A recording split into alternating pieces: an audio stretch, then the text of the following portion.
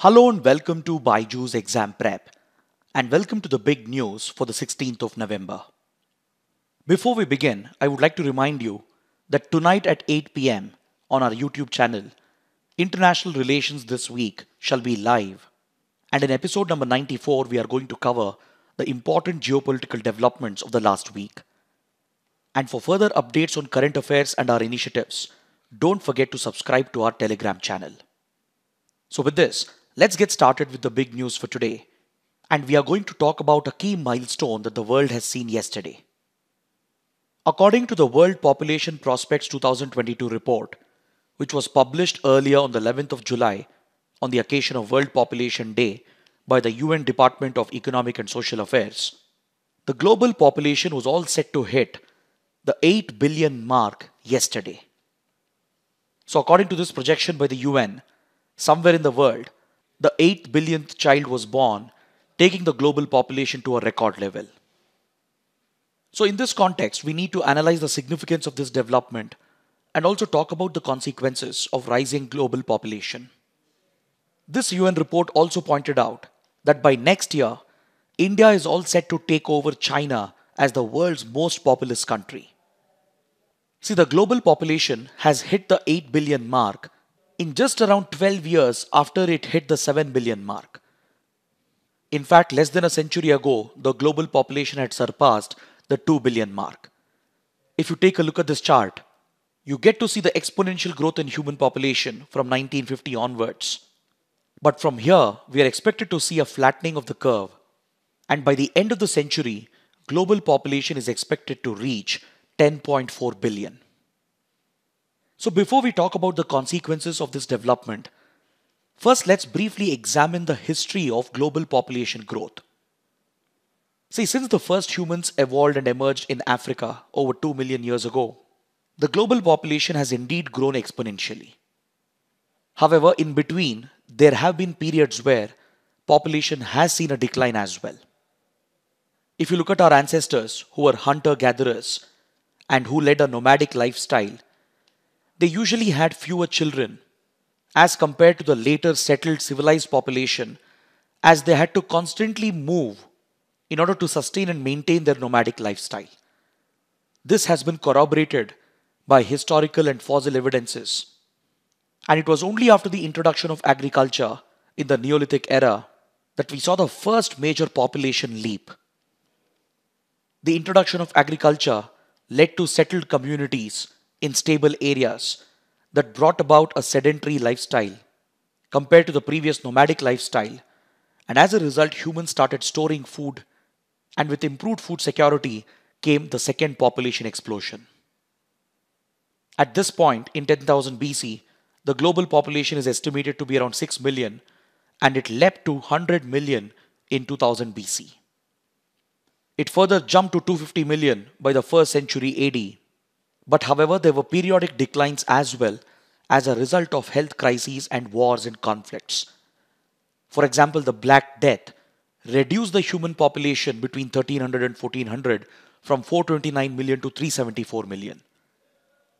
The spread of other infectious diseases, like the plague of Justinian period, which particularly hit the Mediterranean, lasted for more than 2 centuries, which parallelly saw wars and conflicts in Western Europe, and as a result, a temporary dip in human population was recorded. But the true exponential growth in human population started only after the 19th century as a direct result of rapid advances in modern medicine, which increased life expectancy, accompanied with the Industrial Revolution centered around Europe that brought about modern advances in agriculture and industrial activities. As global food supply stabilized, accompanied with the development of vaccines and drugs which were life-saving, the global population saw a significant jump by nearly 8 times and very quickly hit the 1 billion mark. So essentially we can conclude that human progress in the field of healthcare and agriculture and industrial growth is what has directly contributed to jump in human population, as it directly contributed to increased life expectancy. Currently, the global population is nearly 3 times more than 2.5 billion people that was recorded at the middle of the 20th century. If you look at this table, the exponential growth in human population in the last 200 years becomes very clear.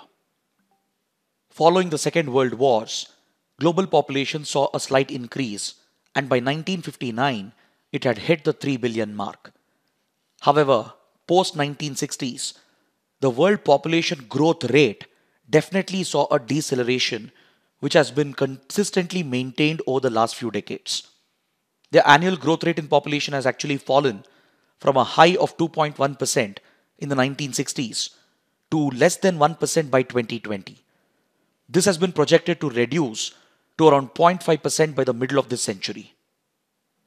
So most projections, including the projections by the UN, indicate that global population growth is seeing a stabilization as a result of decline in fertility rates around the world. And according to UN estimates, global population might peak around 10.4 billion by the end of the century.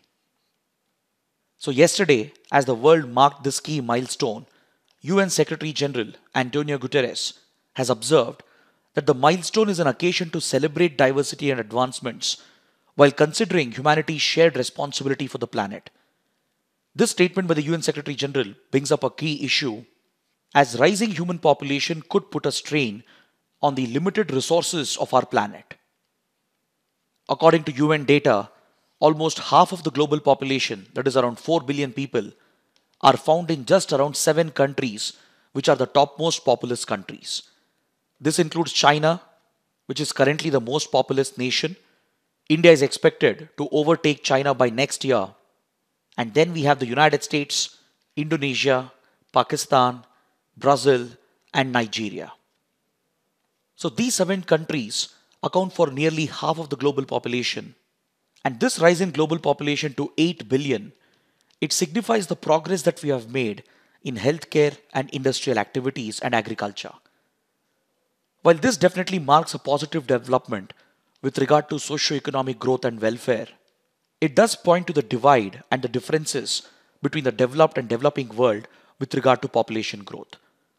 While population growth has already stagnated in developed nations like European countries, Japan, US, etc., in developing countries like India, Brazil, it is headed towards a stabilization, whereas in poor underdeveloped countries, population growth continues to remain still high, especially in sub-Saharan Africa, Bangladesh, Pakistan, etc., as a direct result of high fertility rates.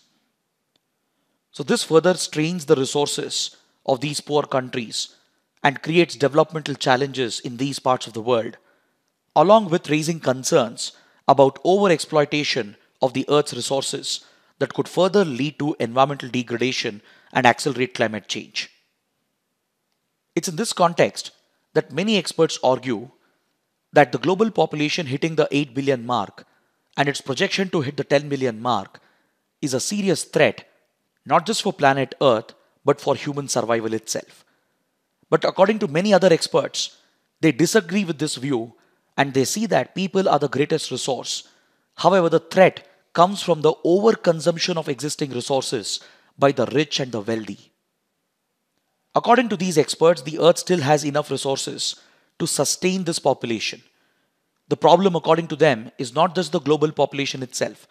The problem, according to them, is excessive overconsumption by rich countries, by the elites and the wealthy, which is putting a significant strain on Earth's natural resources and also directly contributing to environmental degradation and global warming.